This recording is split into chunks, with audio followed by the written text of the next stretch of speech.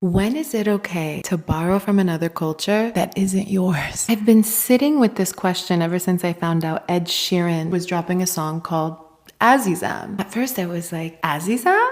By Ed Sheeran? Oh, but this man is Irish. I wasn't mad. I was just culturally squinting. On one hand, I thought, wow, a Farsi word being centered by one of the most successful artists in the world. That's amazing. But on the other hand, I was just like, why is a song with a Farsi title being released by someone who's not Iranian? But then I did some digging. For one, I found out that one of the main producers and engineers of the song is Iranian. So I was like, okay. Then I found out that a full Farsi version is coming featuring an Iranian artist. That's when my inner auntie was like, oh, fine, okay. Hold on, maybe I'm wrong. But what really made me fall in love with the project was the music. Specifically, how much overlap there is between Iranian and Irish music. So Azizam is in 6/8 time, which is huge in both Irish and Iranian traditional music. If you don't know what that means, a time signature is basically how the rhythm of a song is counted. And 6/8 gives you like this lilting, rolling feel. Here's an example of a traditional Irish 6/8 drum pattern on a bowron.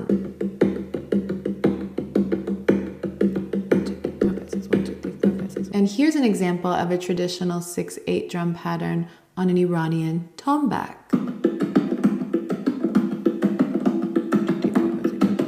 You can hear the 1, 2, 3, 4, 5, 6, 1, 2, 3, 4, 5, 6, and you hear it in the song too. It's a ba ba ba da da da da da da da da da, and it sounds very Irish and it sounds very Iranian. And then I remembered that both cultures use bagpipes, which aren't in the song, but I thought it's so interesting how we associate bagpipes with Ireland and Scotland, but they actually originated in the Middle East, and in Iran, they're often used in bandari music, which is a genre from the south of Iran that's very celebratory, very joyful, and it's one of my personal favorites. This is what it sounds like.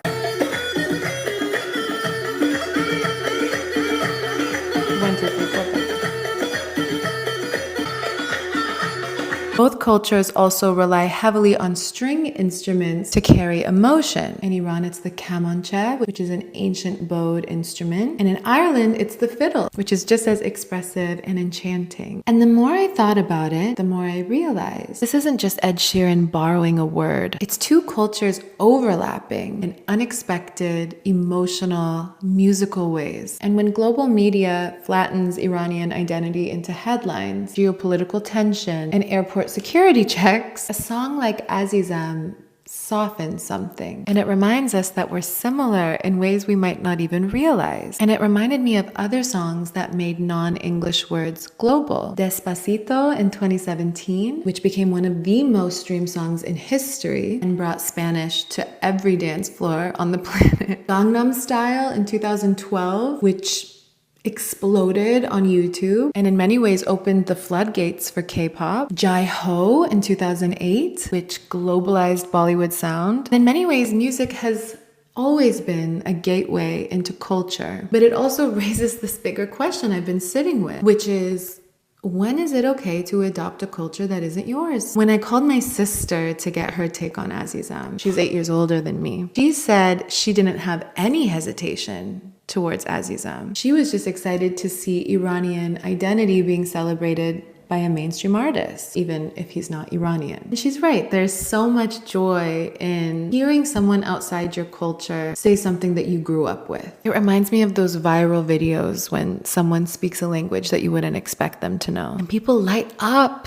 They cry, they smile so big. And it makes me wonder, why is it so moving? Maybe because it feels like someone chose to learn something about you that they didn't have to. That feels like love, especially when that thing they chose to learn is something that's been used against you. Especially when we're taught to hide our culture, right? To cut our names short, to bring sandwiches instead of kotlet to school, to say Persian instead of Iranian because it sounded less threatening. So yeah, when someone chooses to learn something that we were once told to hide, that feels really powerful. And beyond just learning about each other, there's something deeply beautiful about the merging of two cultures and recognizing where they overlap. That overlap can feel like magic, like a reminder that we're not as far apart as we think. But being able to find overlap between cultures requires learning about multiple cultures. So I've been thinking maybe the line between cultural appropriation and cultural appreciation isn't always about what you do, but how you do it. I think the difference is care. I think the difference is credit. I think the difference is whether you voluntarily